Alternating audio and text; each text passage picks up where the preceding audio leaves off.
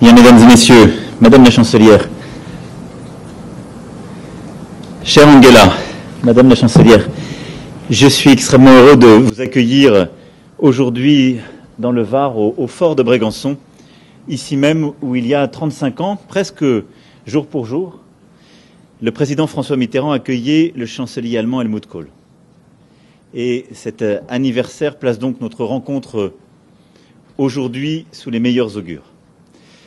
C'est la première fois que nous nous retrouvons avec la chancelière depuis l'accord historique conclu en juillet au Conseil européen sur le plan de relance, fruit d'une initiative franco-allemande inédite, scellée le 18 mai, et d'un travail d'arrache-pied durant les semaines qui ont suivi.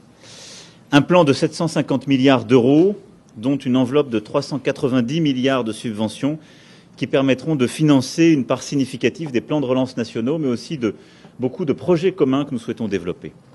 C'est cette relance solidaire que nous avons actée. Il nous faut désormais la mettre en œuvre. Et notre discussion d'aujourd'hui a permis d'ailleurs de continuer à élaborer cette stratégie commune avec une volonté sur les domaines les plus technologiques et les domaines stratégiques industriels d'avoir des grands projets franco-allemands et de préparer dans les semaines à venir des initiatives franco-allemandes qui nous permettront d'utiliser de la manière la plus efficace cet argent et ces investissements ensemble et de manière aussi ouverte à tous nos partenaires européens.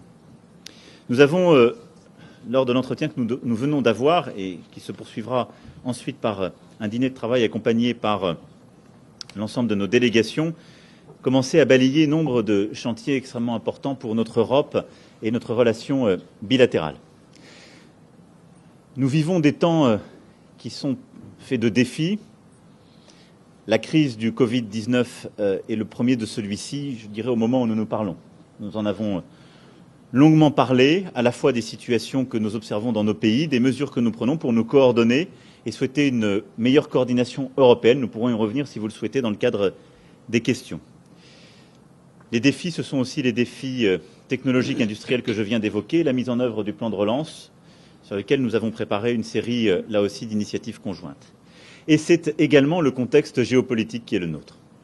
Nous avons longuement évoqué beaucoup de ces sujets, mais nous sommes aujourd'hui confrontés à un monde qui se recompose, compte tenu du cycle américain et chinois, et nous en avons la conviction profonde, l'un et l'autre, la nécessité d'avoir une Europe qui prend toute sa place, défend sa souveraineté stratégique, son indépendance, dans la coopération, et en respectant les équilibres internationaux et le multilatéralisme, mais qui sait porter son agenda.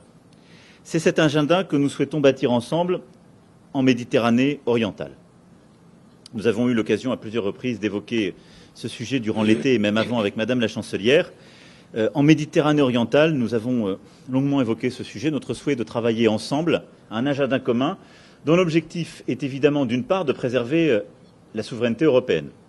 Et nous avons, Allemagne comme France, la claire volonté, la claire solidarité avec Grèce et Chypre. Mais nous avons aussi la volonté d'assurer la stabilité de cette région, à tous égards, et la volonté de faire respecter le droit international et de favoriser la désescalade.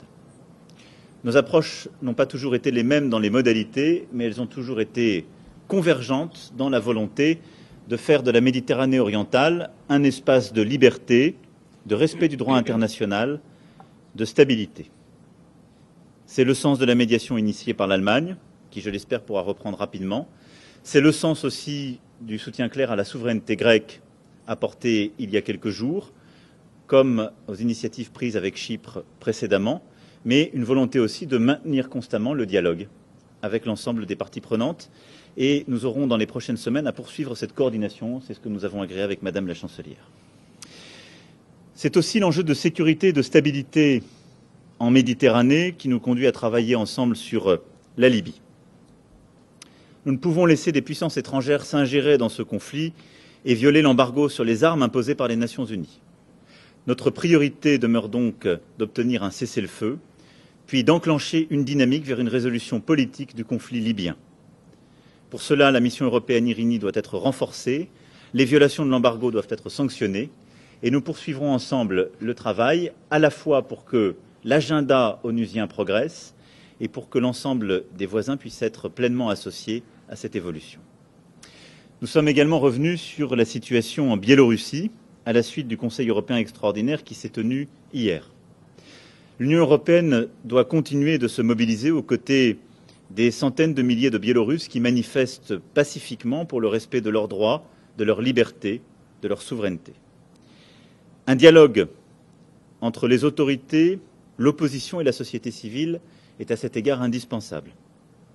Nous souhaitons que ce dialogue puisse être mis en place par les Biélorusses eux-mêmes, mais l'Union européenne se tient prête néanmoins à accompagner celui-ci si notre rôle de médiation peut être utile et souhaité par les Biélorusses, avec d'autres institutions, notamment l'OSCE, et en incluant la Russie dans un dialogue exigeant comme nous avons pu le faire, Madame la Chancelière comme moi-même, et encore ce matin, le président Charles Michel, qui a eu l'occasion d'appeler à nouveau le président Poutine à l'issue de notre conseil d'hier. Nous poursuivrons dans quelques instants nos échanges sur les autres priorités de la présidence allemande du Conseil de l'Union européenne et l'ensemble de notre agenda commun. Une Europe plus solidaire et plus souveraine en matière climatique, en matière numérique, alimentaire, sanitaire, industrielle et sécuritaire. Une Europe aussi unie dans son agenda avec la Chine. Une Europe également unie quand il s'agit de sujets d'intérêt conjoint. Le soutien au Liban, dans la réponse humanitaire comme dans la stabilité. Notre travail ensemble en Afrique, où nous avons aussi multiplié les sujets de coopération, dans un contexte, on le sait, marqué en particulier par le coup militaire au Mali. Et je dois dire que c'est cette affirmation d'un modèle européen de solidarité et de liberté, et cette volonté d'avoir une coopération sur tous les sujets entre l'Allemagne et la France qui nous anime, Madame la Chancelière et moi-même, et sur lequel, depuis maintenant 3 ans, nous œuvrons ensemble. C'est cet agenda qui nous a permis de progresser, d'obtenir cet accord il y a quelques semaines. C'est cet agenda qui nous permettra, j'en suis sûr, de faire face aux sujets d'incertitude, aux défis à venir qui ne manqueront pas, mais qui nous permettra à coup sûr d'être plus forts. C'est donc autour d'un dîner amical que nous allons maintenant poursuivre ces échanges. Et je vous assure que c'est la même amitié qui présidera à nos discussions sur la finale de la Ligue des Champions qui se tiendra ce dimanche à Lisbonne et que nous regarderons chacun devant nos postes de télévision. Je vous remercie, Madame la Chancelière, chère Angela. Ja, sehr geehrter Herr Präsident, lieber Emanuel, das werden wir tun und du hattest ja geschrieben, glaube ich, in einem Tweet, dass unsere Freundschaft es ertragen wird, wenn wir an diesem Abend für unterschiedliche Mannschaften die Daumen drücken und der Bessere soll gewinnen, jedenfalls der Bessere an diesem Tag, aber unsere Herzen schlagen da etwas unterschiedlich. Nichtsdestotrotz möchte ich mich bedanken als erstes für diese Einladung, als Helmut Kohl 1985 hier von Präsident Mitterrand eingeladen war, habe ich noch in der DDR gelebt und habe mir nicht träumen können, dass ich eines Tages mal hier sein werde und in Deutschland wieder vereint ist. Und insofern ist das für mich ein sehr besonderer Tag heute, der wenige Wochen, muss man sagen, nachdem wir uns ja auch in Meseberg Ende Juni getroffen hatten, deutlich macht, wenn wir gemeinsam eine Agenda haben, an dieser Agenda arbeiten, dann kann manches gelingen. Wir waren nicht die Einzigen, die es ermöglicht haben, dass sich 27 Länder einigen konnten, aber dass Deutschland und Frankreich hier gemeinsam vorbereitet haben, in den 4 Tagen eines sehr bemerkenswerten Rates zusammengearbeitet haben.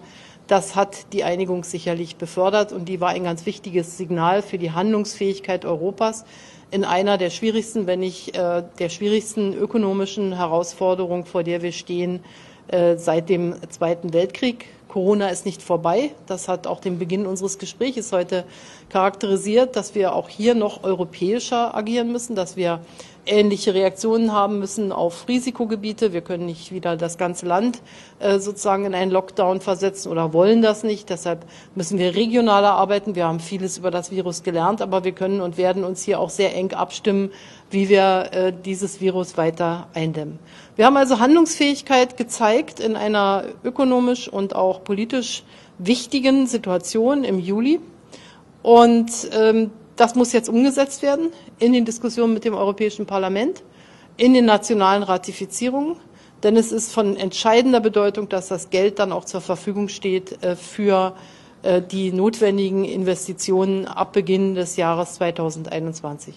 Und wir haben uns heute sehr intensiv darüber unterhalten, wie können wir diesen Fonds, Next Generation Fund oder das ganze Programm, Recovery Fund, wie können wir das so auch einsetzen und wie können Deutschland und Frankreich dazu beitragen, dass es wirklich die richtigen strategischen Investitionen in die europäische Zukunft, die uns auch resilienter machen, die uns unabhängiger oder souveräner machen, wie können wir die vorantreiben? Und hier werden wir in intensiven Dialogen auch mit der entsprechenden Wirtschaft, mit den entsprechenden Wirtschaftszweigen Umsetzungspläne machen, die uns auch da, wo wir technologisch nicht Weltmarktführer sind, wieder nach vorne bringen und die uns eigene Fähigkeiten auch in Europa haben lassen. Die Europäische Union muss als geopolitischer Akteur auftreten. Das hat einen weiten Teil unseres Gesprächs heute bestimmt, indem wir über unsere Beziehungen zu China, zu den Vereinigten Staaten von Amerika, Russland, Türkei geredet haben. Ich will das jetzt nicht alles wiederholen, was der Präsident gesagt hat, aber Europa ist dann stark, wenn es mit einer Stimme spricht. Europa ist ein Bekenntnis zum Multilateralismus. Das ist ersichtlich, weil wir als Europäische Union ein multilaterales Projekt sind. Aber dieser Multilateralismus kann von Europa nur mitgestaltet werden, wenn wir auch in den wesentlichen strategischen Fragen mit einer Stimme sprechen. Und hier haben wir noch sehr viel zu tun.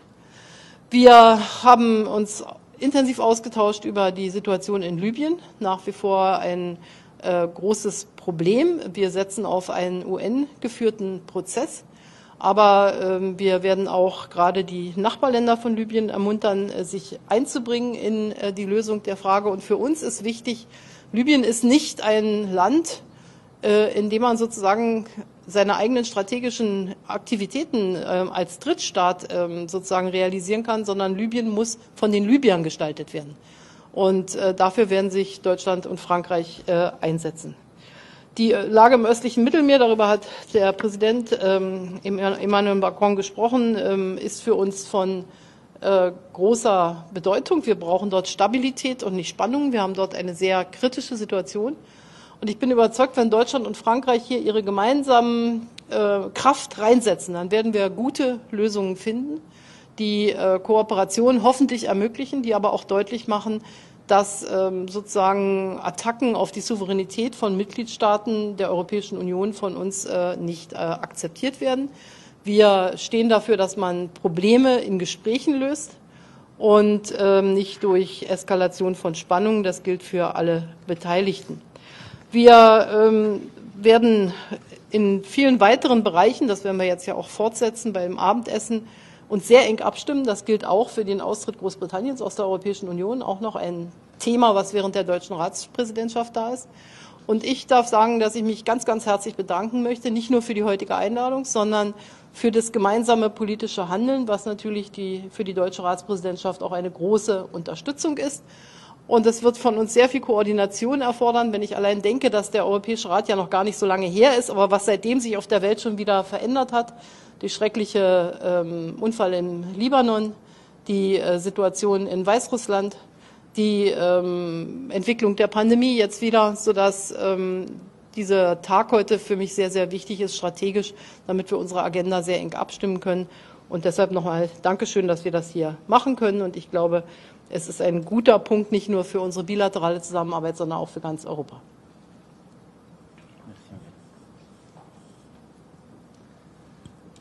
Guten Abend, Frau Bundeskanzlerin. Bonsoir, Monsieur le Président. Martina Meister, die Welt. Ich vertrete heute Abend meine deutschen Kollegen. Ich bin für die deutsche Presse hier. Mais je me permets de poser ma première question en française, car elle s'adresse à vous, Monsieur le Président. Vous étiez très actif dernièrement sur le plan international, mais aussi un peu solitaire. Nous avons parlé, vous avez mentionné vous-même les bâtiments militaires dans la Méditerranée orientale. Nous connaissons tous les raisons pourquoi l'Allemagne ne peut pas jouer ce même rôle, mais mes consoeurs et confrères français constatent une mue géopolitique de l'Allemagne et de Madame Merkel. Je cite une mue lente et et silencieuse. Est-ce que vous la souhaitez plus rapide, plus radicale, et aussi sur un plan militaire où l'engagement de l'Allemagne s'arrête pour l'instant souvent à la logistique et à l'humanitaire? Merci. Je souhaite que nous ayons ensemble et pour l'Europe une action efficace. Qu'est-ce que ça veut dire être efficace? Protéger notre souveraineté lorsqu'elle est mise en cause, lorsque celle d'un État membre est mise en cause, et permettre la stabilité d'une région qui est la nôtre. Vous êtes à quelques mètres de cette même mer, qui est Mare Nostrum, cette Méditerranée. Et donc je pense que la coopération entre l'Allemagne doit avoir pour objectif de tenir ces deux points. Notre souveraineté et la stabilité, donc éviter toute escalade. Ça suppose une coordination, comme nous l'avons faite aujourd'hui, comme nous ne cessons de le faire, avec ensuite nos atouts et notre complémentarité. Et moi, ce qu'il m'importe, c'est que sur tous les sujets, nous arrivions à définir une vue en commun. Et c'est ce que rappelait Madame la Chancelière, c'est ce que nous avons su faire sur les sujets économiques, budgétaires, face à la crise du Covid-19. Et nous n'avions pas, ça n'a pas été un mouvement spontané, ça a été un très gros travail depuis le mois de mars, ensemble, par visioconférence, le 18 mai, puis à Meseberg en juin, puis au sommet de juillet. Mais on a réussi parce qu'on a aligné notre objectif final. Et là, notre objectif stratégique sur la Méditerranée orientale, il est clair, c'est le même, c'est celui que je viens de définir. La souveraineté européenne et la stabilité. Et donc nous avons chacun ensuite nos moyens de faire, nous avons chacun notre histoire. Il faut qu'il y ait une complémentarité pour que notre objectif commun permette d'obtenir des résultats. Et donc quel est le résultat que nous cherchons à obtenir? La désescalade des tensions, le respect de notre souveraineté et de la souveraineté de nos partenaires européens, et un agenda constructif pour la Méditerranée orientale avec l'ensemble des pays de la zone, en particulier la Turquie. Et donc avec la Turquie, il faut rétablir les choses lorsque des provocations sont faites ou des excès sont commis. Il faut que notre souveraineté soit respectée, mais il faut aussi qu'on ait un agenda positif sur lequel réengager la Turquie. Et il faut qu'on ait un agenda de clarté sur des sujets comme la Libye, par exemple, où on a su définir avec les Nations Unies plusieurs objectifs communs. Donc voilà, pour moi, ce qu'il faut faire. Donc, ça n'est pas à moi de qualifier les changements qui s'opèrent du côté de l'Allemagne. Par contre, c'est à moi de tout faire en sorte que l'Allemagne et la France coopèrent de la manière la plus efficace une fois qu'elles ont défini des objectifs en commun. C'est ce que nous avons fait sur la Méditerranée orientale, c'est ce que nous avons fait sur la crise européenne en cours, c'est ce que nous continuerons de faire sur le reste. Und wenn ich noch ergänzen darf, es gibt ja verschiedene Möglichkeiten des Handelns. Das eine ist deutlich zu machen, dass wir unsere europäischen Partner unterstützen. Das kann man aber auf der einen Seite durch das machen, was Frankreich gezeigt hat, indem es ein Schiff dorthin gesandt hat und Unterstützung gesprochen hat. Auf der anderen Seite haben wir uns ja eingesetzt, dass der Dialog zwischen der Türkei und Griechenland wieder in Gang kommt. Das ist bis jetzt noch nicht gelungen, aber daran arbeiten wir. Und aus den verschiedenen Teilen wird doch dann ein Gesamtprojekt. Und insofern glaube ich, kann man sehr schwer die einzelnen Teile gegeneinander abwägen. Wichtig ist, dass wir nicht gegeneinander arbeiten, sondern miteinander arbeiten an den gleichen Zielen. Und da gibt es durchaus dann auch unterschiedliche Möglichkeiten, das zu tun. Also Arbeit ist ausreichend da, bei der internationalen Agenda sich einzubringen.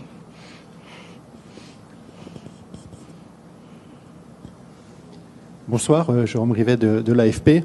Comme l'actualité internationale est très riche, je vais me permettre de poser une double question. Sur le Mali, les réactions ont été plutôt mesurées face au putsch. Est-ce que c'est parce que vous êtes plutôt rassuré par la promesse de futures élections et par le soutien réaffirmé à la lutte anti-djihadiste? Si longtemps que nous avons un objectif commun, que je rappelle à nouveau, souveraineté de l'ensemble des États membres, stabilité dans la région. Nous l'avons réévoqué, Madame la Chancelière vient de le dire. C'est une complémentarité parce que face à des puissances régionales qui se désinhibent, la diplomatie, sans les lignes rouges parfois militaires et la présence, n'existe pas, en tout cas pas longtemps. Mais la puissance militaire, sans chemin diplomatique, est contre-productif parce qu'elle ne mène qu'à l'escalade. Il faut tenir les deux. C'est ce que nous faisons. Ensuite, sur le Mali, nous avons clairement condamné, nous l'avons fait hier d'ailleurs ensemble européens, un coup d'État militaire contre un président démocratiquement élu par son peuple. Nous n'avons pas à nous substituer à la souveraineté malienne ou au peuple malien.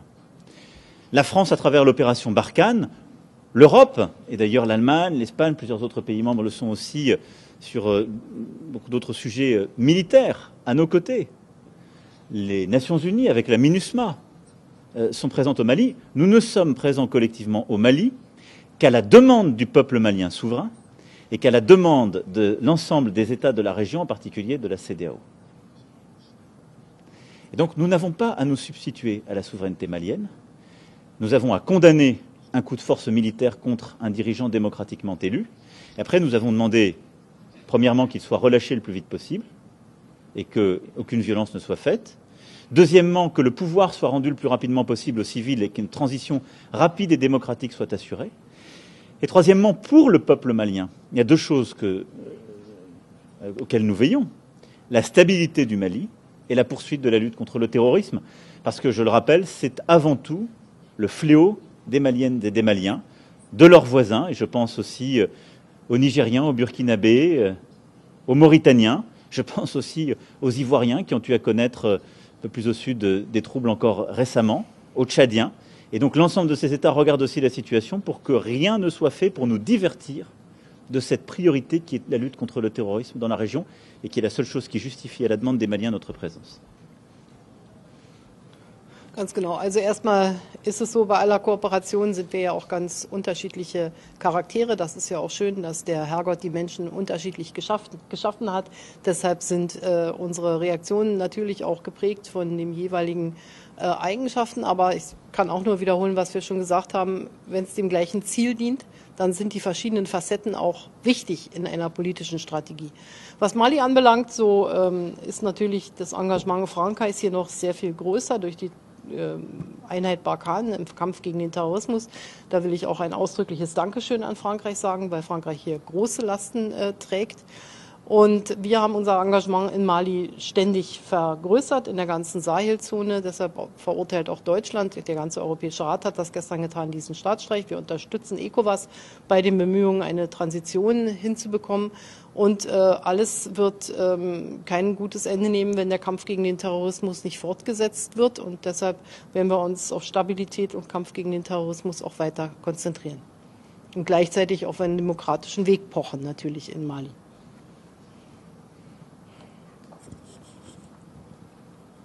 Oh.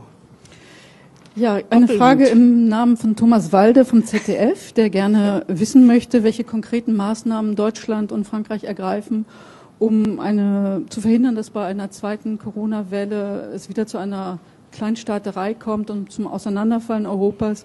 Wie wollen Sie diese Einigkeit erreichen und rechnen die Franzosen beispielsweise damit, dass Deutschland Paris angesichts der steigenden Zahlen zur Risikozone erklärt?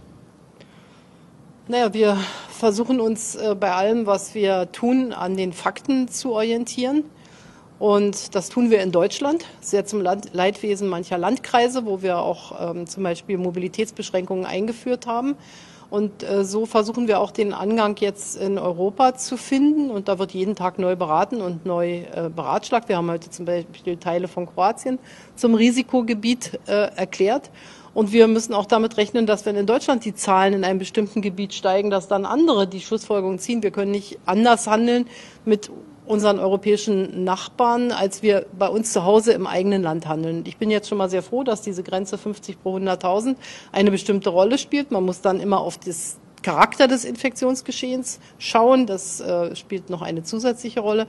Und ansonsten haben wir uns verabredet, dass wir sehr viel enger zusammenarbeiten miteinander, damit wir den Menschen auch das Gefühl geben, im Schengen-Raum wird auch das Ähnliche getan. Denn das ist im Augenblick selbst in Deutschland ein großes Problem, dass von Bundesland zu Bundesland die Regeln unterschiedlich sind und die Menschen das nicht verstehen.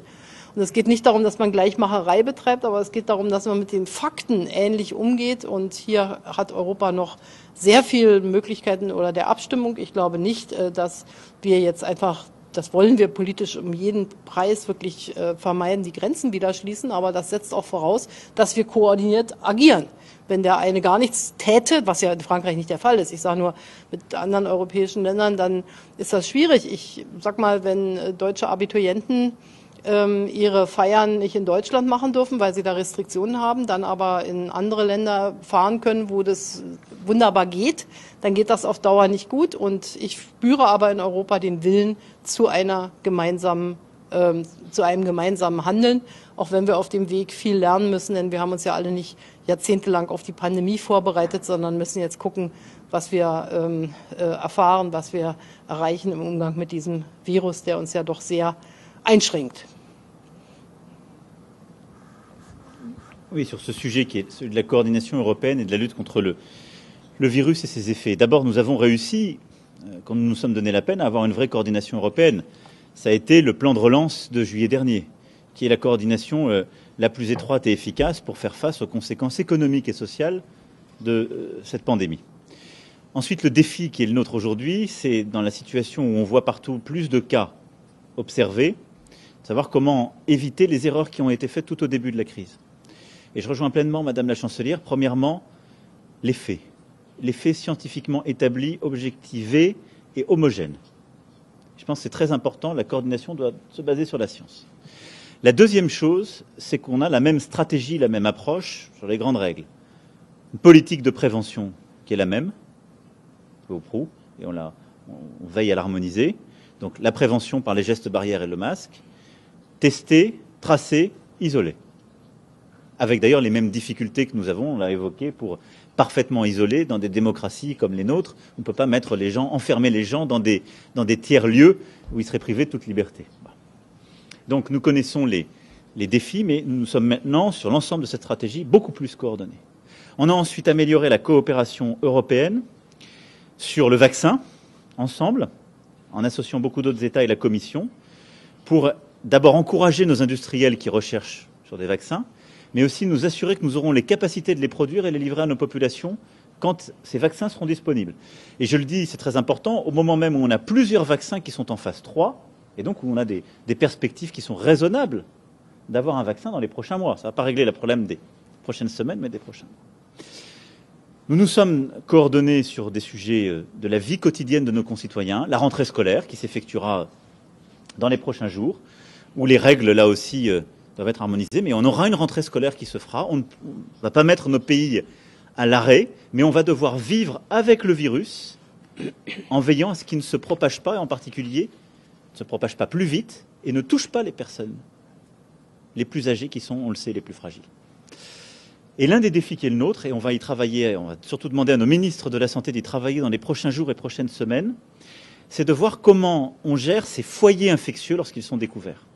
Si nous avons un foyer infectieux qui est découvert ici à Brégançon, nous, ce qui est le plus important, c'est d'éviter qu'on aille contaminer tout autour. Et ça commence à la sortie de ce fort.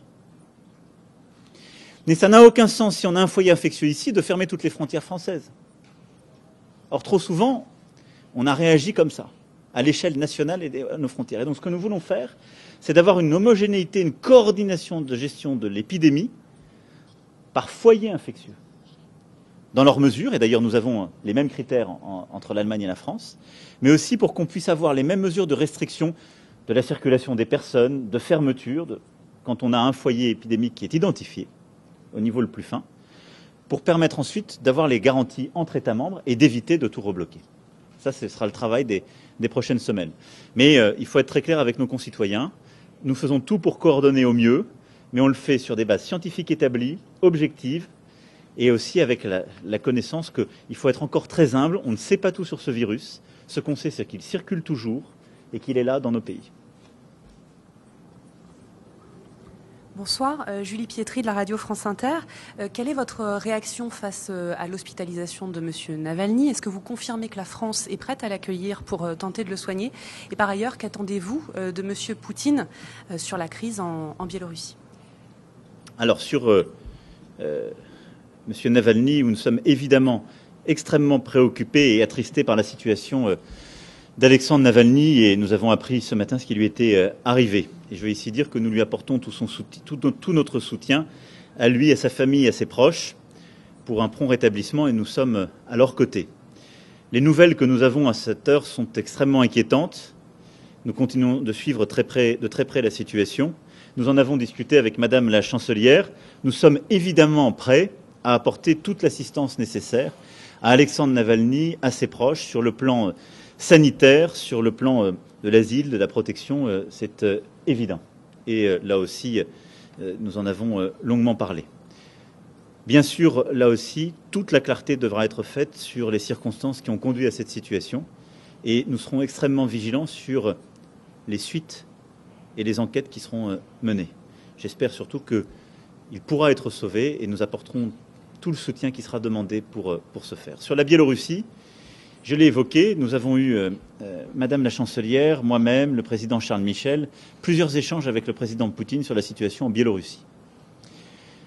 Nous attendons d'abord un dialogue franc, parce que nous avons la conviction que la stabilité et la possibilité d'une relation entre l'Union européenne et la Russie se joue aussi sur ce dossier. Nous ne voulons pas y voir une réplique de ce que nous avons connu dans des années antérieures, en particulier en Ukraine. Et nous avons été très clairs avec M. Poutine sur ce point, le président Poutine. Dans les échanges que nous avons eus, nous avons insisté sur la nécessité d'avoir une transition démocratique, inclusive en Biélorussie, qui passe par le dialogue du pouvoir en place avec la société civile et les oppositions, et l'organisation dans de bonnes conditions d'élections libres. C'est ce que nous avons réaffirmé en Européens hier. Et nous sommes prêts à apporter toute notre aide et notre médiation à cet égard. Nous avons aussi proposé à la Russie que l'OSCE soit impliquée pour une médiation. Et je peux dire que la réponse du président Poutine a été favorable à cette proposition que nous avons faite. C'est, selon ses dires, le président Loukachenko qui est aujourd'hui réticent.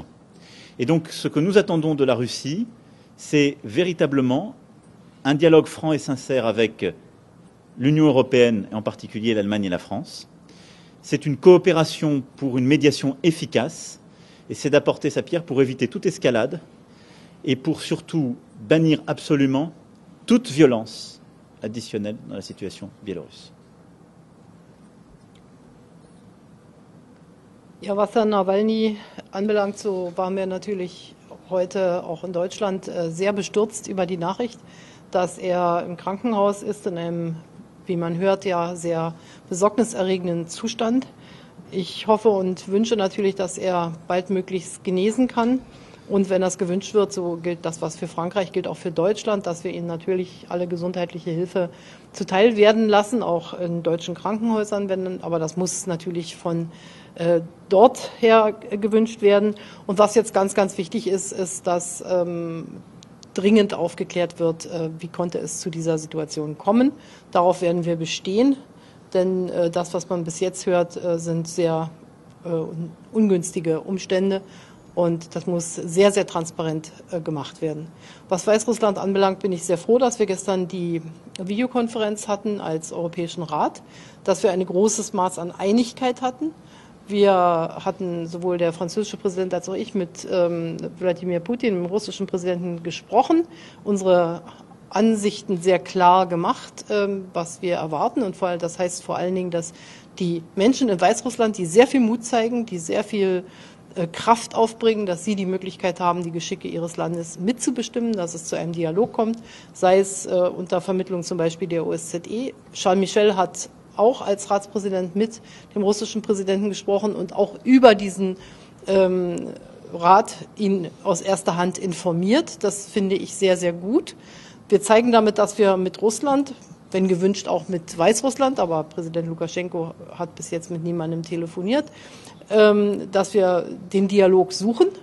Aber wir werden natürlich auf bestimmten Dingen bestehen, das heißt Freilassung der Gefangenen, keine Gewalt, freie Meinungsäußerung, Demonstrationsrecht und ein inklusiver Dialog in dem Land.